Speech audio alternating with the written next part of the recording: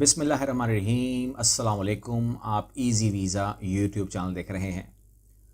पाकिस्तान की जो इस टाइम इकोनॉमी की सूरत हाल है और जो मैं आप लोगों की ईमेल्स चेक कर रहा हूँ, मैसेजेस चेक कर रहा हूँ, लोगों से मिल रहा हूँ, बात कर रहा हूँ, इस टाइम भी मैं तकरीबन इन इस लास्ट 15 डेज़ में मैं हज़ारों पाकिस्तानियों से मिला अराउंड द वर्ल्ड। उन्होंने इज़्ज़त भी दी, प्यार भी किया। बहुत सारे सेमिनार्स के अंदर मैं गया, बहुत सारे प्रोग्राम्स के अंदर मैं गया, मुझे इनवाइट भी किया गया, मैं तमाम जगह पे गया और मिलता गया। आप लोगों की मोहब्बतों का बहुत शुक्रिया जो आप लोगों ने मुझे दी। लेकिन जब मैं मिल रहा था तो जो मुझे फ़ीडबैक मिल रहा था लोगों से बराह रास्त मिल के बात करने का, वहाँ पर मैंने ये देखा कि लोग कह रहे हैं कि हम चाहते हैं कि हम लोग यूरोप में सेट हों। यूरोप की बहुत सारे डिमांड, लेकिन लोगों यूरोप के वाले से लोगों ने कहा कि मामला ये हो रहा है कि हम लोग ज़्यादा जो है वो नहीं कर सकते, हमें लोग नहीं वीज़ा दे रहे, यानी कि वीज़ा रिजेक्शन बहुत ज़्यादा है। लेकिन वो कौन से थे? जब मैंने उनसे पूछा कौन से मुल्क थे, मैं उनकी रिलेटिव्स की बात कर रहा हूँ, कि रिश्तेदारों की बात कर रहा हूँ जो पाकिस्तान में है, मैं उनकी बात कर रहा हूँ। उनके हवाले से जो बात मुझे बताई जा रही थी, उसमें सारे बड़े नाम बता रहे थे, वो सब बड़े नाम बता रहे थे मुझे, तो जिन लोगों ने डायरेक्ट अप्लाई किया। उसमें कुछ गलतियाँ थीं और कुछ मैं आपको 5 नाम वो दूंगा कि जो आपको टारगेट करने चाहिए। तो आप जब टारगेट कर रहे हो, स्टेप अप कर रहे हो, एक जगह एंट्री दे रहे हो, तो बड़े नामों के साथ क्यों एंट्री कर रहे हो? मतलब क्यों कह रहे हो जर्मनी में उतरना है, या क्यों कह रहे हो मुझे इटली में, फ्रांस में, स्विट्ज़रलैंड में उतरना है? ज़रूरी तो नहीं है। आप कोई हल्का नाम रखे ना। आपको शेंजन एरिया में जाना है, शेंजन एरिया में सॉफ्ट बॉर्डर है, उतरने के बाद कहीं भी चले जाओ। पहले तो ये था ना कि आप कहते थे कि यार चलो मुझे, अब मैंने एक नाम ले लिया, फॉर एग्जांपल कोई भी नाम ले लीजिए, लैटविया बोल दीजिए, लैटविया में मैंने वीज़ा लिया तो मुझे लैटविया में उतरना है। अब तो वो मसला भी नहीं है, कहीं भी उतर जाओ यार।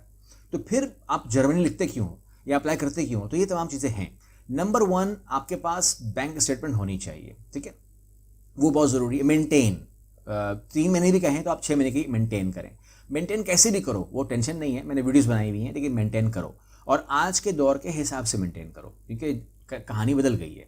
पहले आपके 10 लाख रुपए कुछ और कहानी पेश करते थे, अब वो 10 लाख रुपए बदल गए ना, उसकी वैल्यू कम हो गई है डॉलर के अगेंस्ट, यूरो के अगेंस्ट। तो खुद हिसाब लगाओ कि आप जो जा रहे हो क्या वो पैकेज कवर होगा।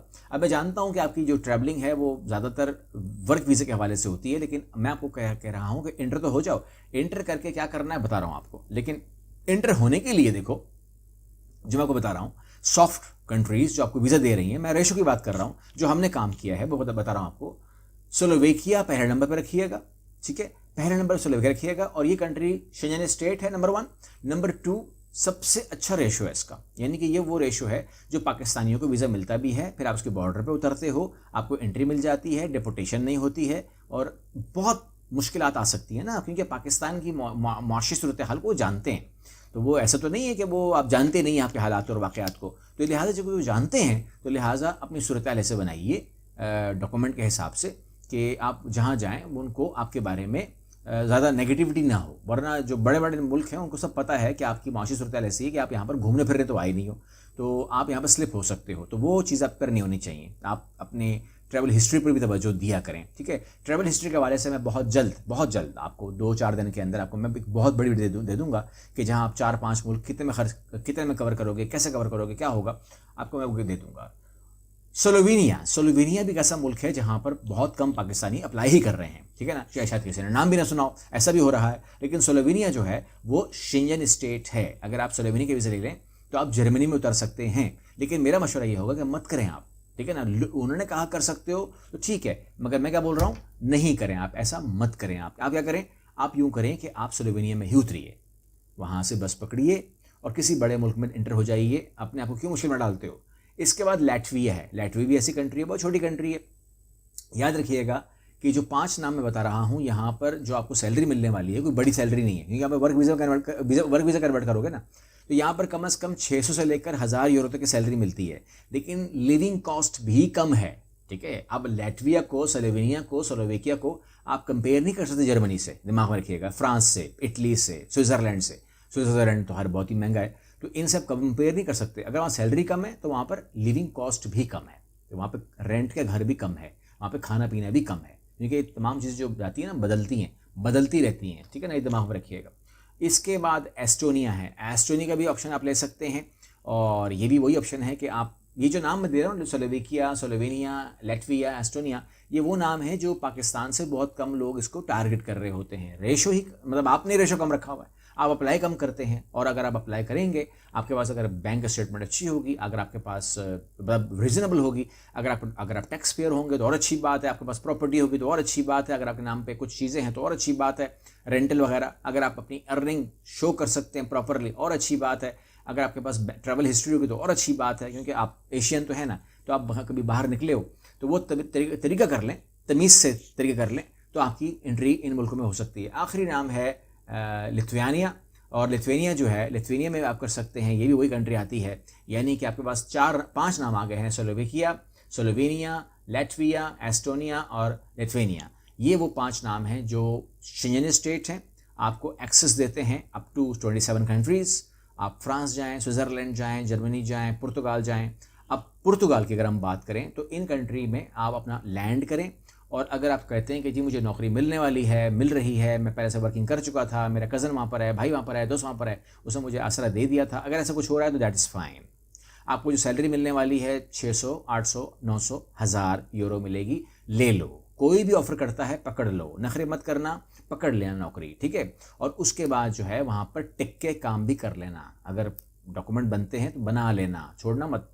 लेकिन अगर आप कहते हैं मेरा बात बन नहीं रही है और टाइम मेरे पास शॉर्ट होता जा रहा है, मतलब मान लीजिए आपको वीज़ा मिला 1 महीने का, 20 दिन हो गए, तो ये डेंजर जोन में तो आ गए आप। अगर 20 दिन हो गए और कुछ भी नहीं हुआ, या तो काम होता हुआ नज़र आ रहा है, आपको नहीं होता हुआ नज़र आ रहा, तो मेरा मशवरा फिर ये है कि आप आखिरी कार्ड खेलें अपना, और आखिरी कार्ड क्या होता है, पुर्तगाल चले जाएँ, ठीक है, पुर्तगाल चले जाएँ और वहाँ पे पेपर फाइल कर दें। पेपर फाइल करने से होगा कि आप वहाँ पर अटक जाएंगे, अपना कुंडा अटका लें, ठीक है ना, लंगर अंदाज हो जाएँ। जब आप लंगर अंदाज हो जाएंगे तो उसके बाद होगा ये कि आप वहाँ पर अपना काम कर सकते हैं, और आपका जब तक फैसला होगा तब तक वहाँ पर आप रह सकते हैं। नॉर्मली अब तक जो मैंने देखा है, जो हमारे एंड से गए हैं या किसी भी तरीके से गए हैं, किसी और के एंड से गए हैं, जो लोग पुर्तगाल पहुँच गए हैं, ठीक है ना, यानी कि मैं तो उन्हीं लोगों को जानता हूँ जो हमारे साइड से गए हैं ना।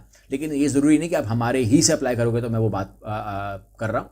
मैं कर रहा हूँ कि जो पाकिस्तानी भी गए हैं, तो जिन लोगों को मैं जानता हूँ, अब तक किसी को मायूसी नहीं हुई है, सबको वहाँ पर नौकरी मिल गई है, या बिज़नेस को शुरू कर दिया है, या उन्होंने अपनी कोई सेटिंग बना ली है, उन्होंने पेपर फाइल कर दिए हैं, और वो किसी कंसल्टेंट के साथ वो अटैच हो गए हैं, तो उनकी ज़िंदगी वहाँ पर कुछ सेट होती हुई मुझे नज़र आ रही है। बाद में उन्होंने फिर, अब तो जो जिनको मैं जानता हूँ, अब तो ज़्यादातर तो पुर्तगाल में नहीं है, लेकिन जो पुर्तगाल में है दे आर ऑल्सो हैप्पी। जो लोग पुर्तगाल में रह गए थे उनमें बहुत सारे लोगों को नेशनलिटी का मिलना, PR का मिलना और पासपोर्ट का मिलना, ये तमाम चीज़ों से भी वो गुजर रहे हैं। और जिन लोगों ने छोड़ दिया है वो भी खुश हैं, मतलब, लेकिन वो सैलरी हाई ले रहे हैं, लेकिन उन लोगों ने भी आगे की तरफ मूव कर लिया है, वो अपनी मर्ज़ी से। कोई फ्रांस में है, ज़्यादातर फ्रांस में लड़के हैं, इटली में हैं, ज़्यादातर इटली में लड़के हैं, और वो अपना अपना काम वो कर रहे हैं। तो मेरा उनसे राब्ता हेलो हाई रहती है, बस इससे ज़्यादा मैं तो नहीं कर सकता, लेकिन वो मुझे बताते हैं अगर वो कंट्री चेंज करते हैं या कोई हेलो हाई करनी होती है, उन्हें कोई याद आ जाती है मेरी, तो चूँकि उन्होंने कभी ना कभी काउंसलिंग की होती है, असेसमेंट ली होती है, तो उसके दरमियान में फिर वो तमाम बातें जो है ना, जिन लोग असेसमेंट करते हैं या काउंसलिंग करते हैं, हम करते क्या हैं, हम करते ही हैं कि हम उनका डेटा तो हमारे पास आ जाता है ना, तो देखिए हम ओवरसीज़ कंसल्टेंट हैं, और आपका जाना आपके लिए जिस तरह कीमती है, अच्छा है, होना चाहिए, हम भी चाहते हैं कि आपका हो, उस तरीके से आप लोगों का जाना हमारे लिए भी कीमती है। आप लोग जाते हैं तो हमारा लाइसेंस जो है वो कायम रहता है, आप नहीं जाएंगे तो हमारा लाइसेंस जो है वो कायम नहीं रहेगा।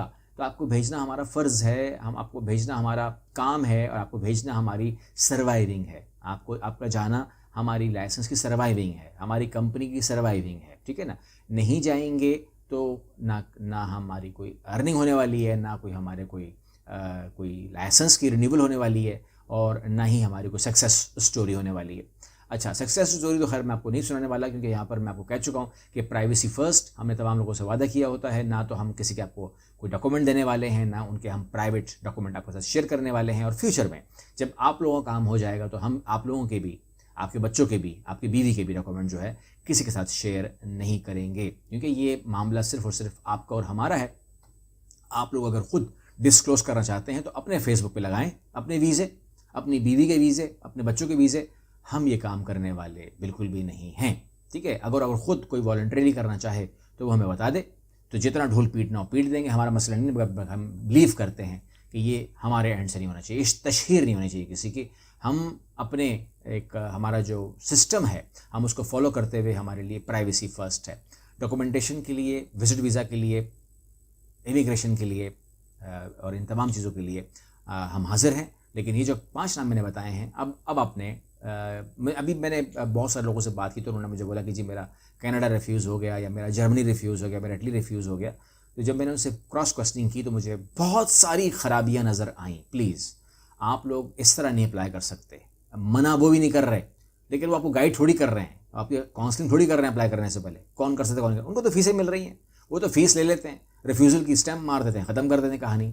लेकिन हमारा काम यह है कि हम आपको गाइड करें, असिस्ट करें, आपकी काउंसलिंग करें। बस ये तमाम चीज़ें जो है ना, ये उन लोगों को सूट नहीं करती। लेकिन हमारा फ़र्ज़ ये है कि अगर आप हमारे पास आते हैं और काउंसलिंग ठहरती है, तो काउंसलिंग के अंदर जो है हम अपने बाज़ औक़ात हमारी बातें जो हैं हमारे हक़ में नहीं जाती। जब हम आपसे कहते हैं कि आप अप्लाई मत करें यहाँ वहाँ, या ये करें वो करें, तो वो हमारे हक़ में तो नहीं जाती। मगर जब काउंसलिंग है तो फिर हमारा फ़र्ज़ है कि हम आपके साथ वही बात करें जो आपके बेनिफिट में जाती है। हमारी कंपनी के बेनिफिट में आती नहीं आती है, ये कोई मतलब नहीं है फिर, क्योंकि हम अपनी ड्यूटी करते हैं और ड्यूटी को ईमानदारी से करते हैं। अगली वीडियो मिलते हैं इंशाल्लाह। अल्लाह हाफ़िज़।